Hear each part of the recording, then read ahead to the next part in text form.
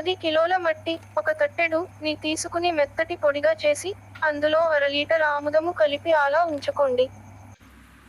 ఆ మట్టిని ఆముదం కలిసేలాగా బాగా కలుపుకోవాలి. అలా కలుపుకున్న మట్టిని ఒక రోజంతా పక్కకు పెట్టాలి.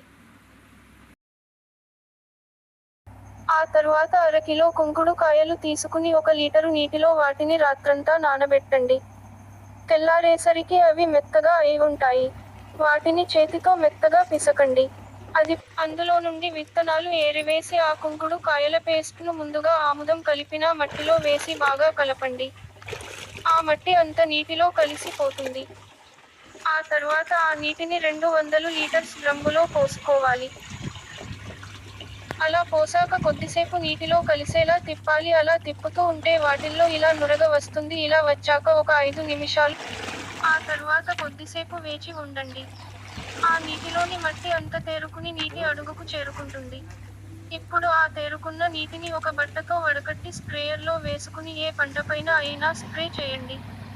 ఇలా 10 నుండి 12 రోజులకు ఒకసారి స్ప్రే చేస్తే చాలు. మీ పంటలకు ఎటువంటి పురుగు పట్టదు. పంట కూడా పచ్చదనంతో బాగా పెరుగుతుంది. కనీసం దోమ కూడా ఆ పంట జోలికి రాదు. ఇది పద్మశ్రీ చింతల వెంకట్ రెడ్డి, సివిఆర్ గారు కనిపెట్టిన కొత్త పద్ధతి. కేవలం ఒక్కసారి స్ప్రే చేస్తే పంటలో వచ్చిన మార్పు వీడియోలు చూడండి. ఒక్కసారి ఆచరించి చూడండి. ఇక పురుగు మందు కొనే అవసరమే ఉండదు.